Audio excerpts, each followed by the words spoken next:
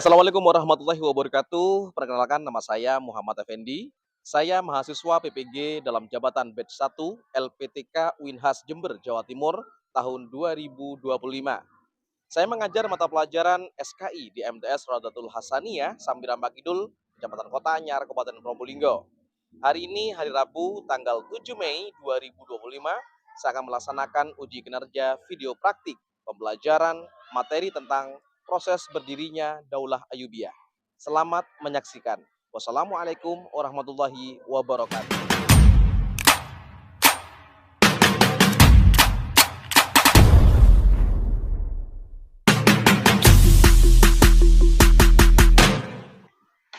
Oke, assalamualaikum warahmatullahi wabarakatuh. Apa kabar anak-anakku? Ini jam ketiga ya. Kalian sudah istirahat tadi? Sudah makan siang? Oke, ada yang masih ngantuk? Oh tidak. Oke, yuk kita mulai proses pembelajaran hari ini. Kita berdoa terlebih dahulu. Monggo. Dipimpin siapa biasanya? Oke, yuk. Berdoa dimulai. Bismillahirrahmanirrahim. Raditu billahi rabba wa bil islami dina.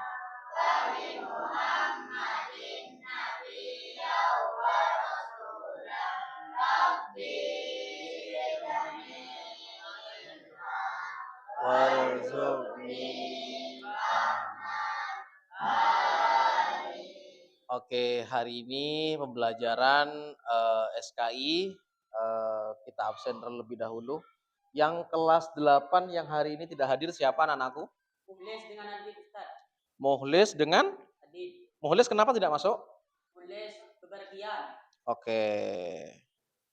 Terus? Sakit Adit. Oh, Adit sakit. Ya. Ada surat tapi? Dah. Sudah yang lain masuk semua? Baik anak-anakku, pertemuan minggu kemarin kita akan merefresh terlebih dahulu. Kita kemarin membahas terkait masalah para ulama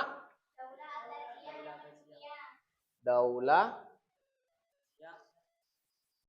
Abbasiyah yang mendunia. oke, di antaranya Imam Ghazali. yang pertama ada Imam Ghazali. Ghazali. Oke, yang kedua Imam Bukhari. Yang ketiga Imam Muslim. Yang keempat Ibnu Sina. Oke, dan lain-lain ya. Ada kurang lebih sekitar 10 ulama besar yang mendunia. Salah satunya di situ ada Imam Al-Ghazali. Masih ingat anak-anakku? Imam Al-Ghazali ini dikenal karena jadi Imam Al-Ghazali ini adalah seorang pemikir. Nah, ilmu filsafat. Oke. Untuk yang kedua ada Imam Bukhari. Imam Bukhari dikenal salah satu kitab hadis paling autentik dalam Islam. Oke, Imam Bukhari ini banyak sekali terbitannya Imam Bukhari dan berbagai kitab itu penulisnya itu dari Imam Bukhari ya. Dia dikenal sebagai penulis kitab. Ada Imam Muslim, dikenalnya ilmu hadis. Oke. Yang keempat ada Ibnu Sina. Ibnu Sina dikenalnya ahli dalam bidang kedokteran, filsafat dan logika. Ilmu kedokteran. Oke. Nah, anak-anakku, kira-kira cita-cita kalian setelah dari MTS nanti kan ke jenjang yang lebih tinggi. Setelah lulus, mungkin ada keinginan untuk kuliah? Ada ya. Setelah kuliah di jenjang perguruan tinggi kalian setelah lulus, cita-cita kalian hari ini harus dipersiapkan. Kira-kira ada yang punya cita-cita apa saja kira-kira? Pemain bola, seorang atlet. Nah, seorang atlet pun juga bukan hanya nendang bola. Ya kan? Ya. Dia harus bisa menjadi seorang atlet yang profesional. Nah, itu dia. Ada lagi cita-cita lain? Dokter. Nah, mudah-mudahan ya, kita meskipun orang pelosok, keinginan atau cita-cita itu harus benar-benar setinggi-tinggi langit. Seperti itu anak-anakku ya. Ini adalah beberapa para ulama Daulah Abbasiyah yang mendunia. Nah, dan saya harapkan kalian dari MTS Rodatul Hasaniyah, apapun menjadi cita-cita kalian, yang pertama yang wajib kalian tanamkan adalah spirit hidup. Spirit untuk belajar, spirit untuk apapun yang terjadi, entah di lingkungan keluarga, masyarakat maupun di lembaga, kalian harus benar-benar ikuti tata tertib yang ada atau mengikuti apa yang menjadi arahan dari orang tua. Seperti itu ya. Nah, ini adalah materi minggu kemarin dan hari ini kita akan belajar terkait masalah proses berdirinya Daulah Ayyubiyah. Nah, tujuan pembelajaran untuk hari ini adalah yang pertama memahami latar belakang berdirinya Daulah Ayyubiyah, yaitu apa sih yang menjadi berdirinya Daulah Ayyubiyah, latar belakangnya seperti apa? Kita akan bahas ya. Yang kedua, kita akan menganalisis faktor-faktor pendukung berdirinya Daulah Ayyubiyah. Nah, faktor pendukung apa saja? Nanti kita akan bahas seperti itu lebih lanjut gitu ya. Yang ketiga yaitu akan meneladani sikap Salahuddin Al-Ayyubi. Lebih baik. Seperti apa? Seorang sosok tokoh Salahuddin Al-Ayyubi. Oke, kita akan saksikan. Saya harap anak-anakku bisa dicermati video berikut ini ya.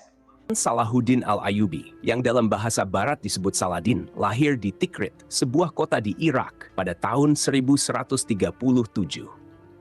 Ia menjadi pemimpin Kesultanan Ayyubiyah yang sangat berpengaruh. Salahuddin dikenal karena keberaniannya dalam pertempuran dan juga karena sikapnya yang bijaksana serta penuh toleransi terhadap penduduk kota yang ia taklukkan. Misalnya, ketika ia merebut Yerusalem pada tahun 1187, ia menunjukkan belas kasihan yang luar biasa terhadap penduduk kota tersebut. Ketika tentara Salib pertama kali merebut Yerusalem pada tahun 1099, mereka dikenal melakukan pembantaian besar-besaran terhadap penduduk Muslim dan Yahudi di kota tersebut. Sebaliknya, ketika Salahuddin merebut kembali Yerusalem pada tahun 1187, ia menunjukkan sikap yang jauh lebih manusiawi. Salahuddin memberikan jaminan keselamatan kepada warga Kristen dan Yahudi, mengizinkan mereka meninggalkan kota dengan aman, dan bahkan membantu mereka yang tidak mampu membayar tebusan untuk kebebasan mereka. Perbedaan ini menunjukkan bagaimana Salahuddin, meskipun seorang panglima perang yang kuat, tetap memegang prinsip kebijaksanaan dan toleransi yang membuatnya dihormati tidak hanya oleh umat Islam, tetapi juga oleh lawan-lawannya di barat. Salahuddin Al-Ayyubi atau Saladin dikenal karena perannya yang signifikan dalam Perang Salib. Salah satu pencapaiannya yang paling menonjol adalah ketika ia berhasil merebut Yerusalem dari tangan tentara Perang Salib pada tahun 1187. Yerusalem telah berada di bawah kendali tentara Kristen sejak penaklukan mereka hampir 100 tahun sebelumnya. Baik anak-anakku, itulah tadi kita sudah menonton bersama terkait film atau video pendek faktor berdirinya Daulah Ayyubiyah dan seorang kepemimpinan dari Salahuddin Al-Ayyubi seperti apa. Nah, untuk itu anak-anakku kita akan bagi kelompok seperti biasa ya. Kelompok pertama di situ ada Ahmad Babul Lubab. Oke, di situ ada kurang lebih sekitar 6 anggotanya ya. Oke, kumpul dengan Lubab. Oke, yang kedua Nadiatul Khairah. Ini ya. Ada 5 orang. 1 2 3 4 5, yang itu 1 2 3 4 5. Nah, kelompok 3 juga sama. Kelompok 3 adalah Malihatul Kanzah ya. Oke, yuk. Berembuk kumpul dengan temannya, ngadap ke temannya. Dengan temannya ngadap ke utara. Oh, kamu ke sini ya, majuan. Oke, di situ ya. Nah, siap. Tugasnya kalian adalah yang pertama, kelompok pertama siapa? Lubab ya. Tugasnya adalah kalian jawab terkait masalah ini. Siapakah tokoh utama di balik berdirinya Daulah Ayyubiyah dan apa peran pentingnya? Ya. Yang kedua, apa latar belakang runtuhnya dinasti Al-Fatimiyah sebelum munculnya Daulah Ayyubiyah? Ya, itu saya sudah siapkan lembar jawabannya. Yang kelompok 2 dilihat dulu. Soalnya Bagaimana strategi Salahuddin Al-Ayyubi dalam persatukan umat Islam saat itu? Nah, itu ya. Yang kedua, mengapa Salahuddin Al-Ayyubi dianggap sebagai tokoh penting dalam sejarah Perang Salib? Oke ya, ada pertanyaan? Tidak ya, nanti dicari referensinya dengan buku paket kalian. Kelompok 3, apa saja dampak berdirinya Daulah Ayyubiyah terhadap dunia Islam pada saat itu? Selamat mengerjakan, bisa berdiskusi dengan teman kalian.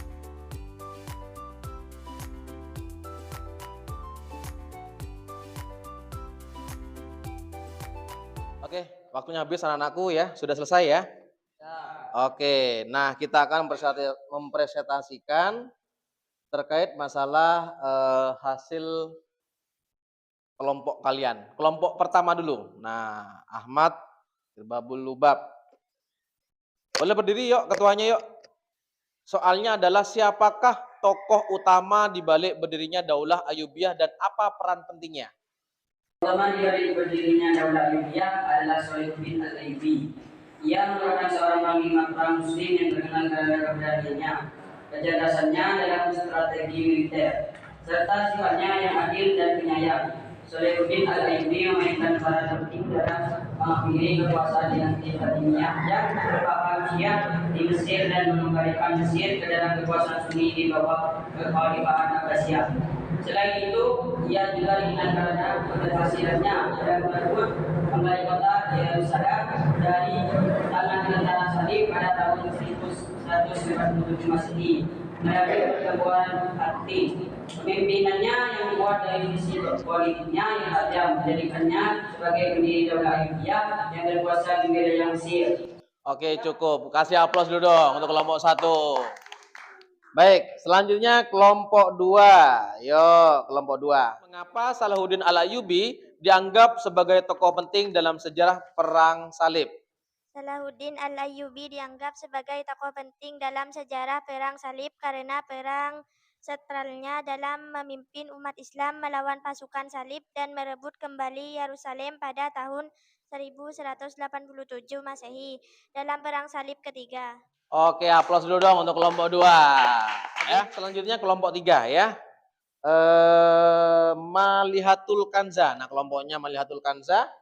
Yang pertama, apa dampak berdirinya Daulah Ayyubiyah terhadap dunia Islam saat itu? Boleh yuk, berdiri yuk, dipresentasikan. Berdirinya Daulah Ayyubiyah memberikan dampak yang signifikan terhadap dunia Islam, terutama dalam hal persatuan, stabilitas politik, dan kebangkitan peradaban Islam. Oke, kasih aplaus dong. Baik, anak-anakku, hari ini pembelajaran proses berdirinya Daulah Ayyubiyah ya. Kita akan merefleksi untuk pembelajaran hari ini seperti apa. Kalian sejauh mana untuk memahami pembelajaran untuk tema hari ini. Oke ya, yang bisa jawab boleh langsung menjawabnya. Yang pertama, kira-kira apa hal baru yang Anda pelajari tentang Daulah Ayyubiyah? Ada yang bisa jawab? Oke, Ubab. Hal baru saya pelajari tentang Daulah Ayyubiyah adalah bahwa pemerintahan ini didirikan oleh Salahuddin Al-Ayyubi, Ya. seorang tokoh muslim yang sangat terkenal dan keberhasilannya merebut kembali Yerusalem dari tangan pasukan Salib pada tahun 1987 Masehi dalam perang Hattin. Selain dikenal sebagai pejuang yang gagah berani, Salahuddin juga dikenal sebagai pemimpin yang adil, bijaksana, dan pemilihan toleransi tinggi terhadap umat beragam lainnya. Oke, tepuk tangan dulu dong untuk Luba. Kedua, pertanyaan kedua, bagaimana pendapat Anda tentang kepemimpinan Salahuddin Al-Ayyubi? Ada yang bisa jawab? Menurut saya, kepemimpinan Salahuddin Al-Ayyubi adalah contoh teladan yang luar biasa dalam sejarah Islam. Oke, tepuk tangan dulu dong. Yang ketiga, yang bisa jawab, apa tantangan yang Anda hadapi saat ini ketika memahami materi ini? Ada yang bisa jawab? Oke, ya.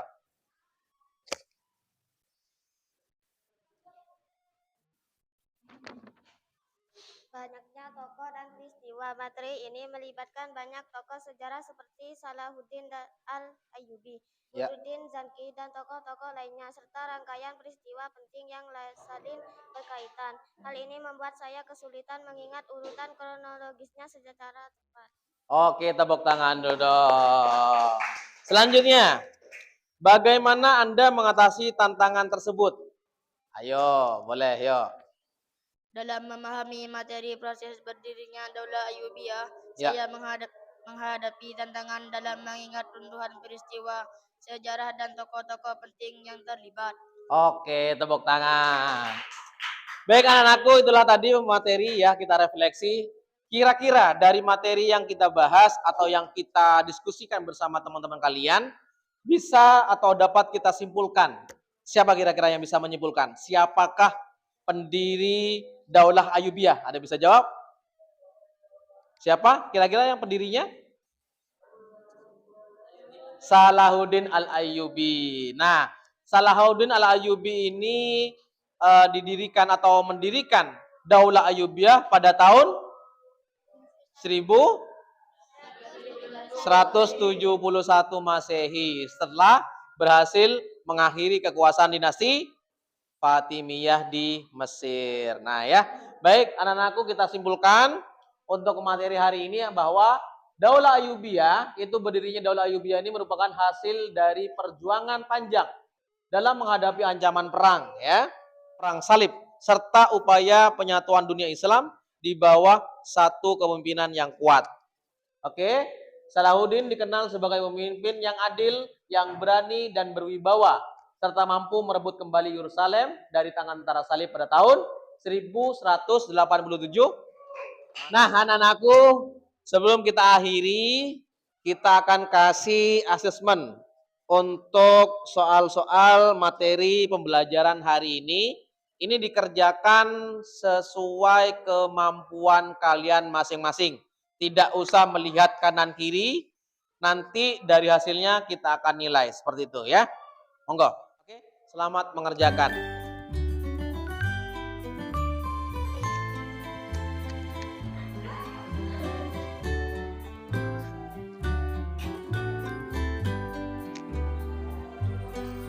Oke, sudah anak-anakku ya? Sudah, yang sudah boleh dikumpulkan sini. Oke, sudah? Belum? Jangan lupa kasih nama. Nah, baik anak-anakku, ini adalah untuk tugas asesmen hari ini. Mudah-mudahan nilai kalian tidak ada yang remedi ya. Mudah-mudahan semuanya bagus. Baik anak-anakku, tentunya untuk itulah pembahasan atau pertemuan untuk kali ini, pembelajaran terkait masalah bab proses berdirinya Daulah Ayyubiyah. Oke ya. Nah, anak-anakku, nanti di minggu depan, di pertemuan selanjutnya kalian akan saya kasih tugas. Boleh dilihat di depan? Boleh kalian mencari literatur baik itu di buku paket, di internet maupun di media sosial ya. Yaitu tentang peradaban Islam Daulah Ayyubiyah ya. Mengapa kita perlu mengetahui kegemilangan peradaban Daulah Ayyubiyah? Yang pertama. Yang kedua, apakah kegemilangan peradaban Daulah Ayyubiyah merupakan bagian kegemilangan kebudayaan atau peradaban Islam? Yang ketiga, apa saja bentuk kegemilangan peradaban Daulah Ayyubiyah? Oke ya. Dikerjakan di rumah, boleh kalian yang tidak paham boleh ke rumah temannya, bisa kelompok boleh, tidak apa-apa. Minggu depan kita bahas lebih lanjut seperti itu ya anak-anakku ya. Baik, hari ini kira-kira ada pertanyaan? Cukup? Cukup. Oke. Baik anak-anakku, mari kita berdoa terlebih dahulu, dan sebelumnya mudah-mudahan apa yang kita pelajari untuk hari ini, materi hari ini, yaitu proses berdirinya Daulah Ayyubiyah, mudah-mudahan kalian bisa mencerna, bisa memahami, tentu nanti di ujian di akhir kalian bisa mengerjakan soal dengan baik. Oke, kalau sudah tidak ada pertanyaan, mari kita tutup acara hari ini atau pembelajaran hari ini dengan pembacaan hamdalah. Alhamdulillah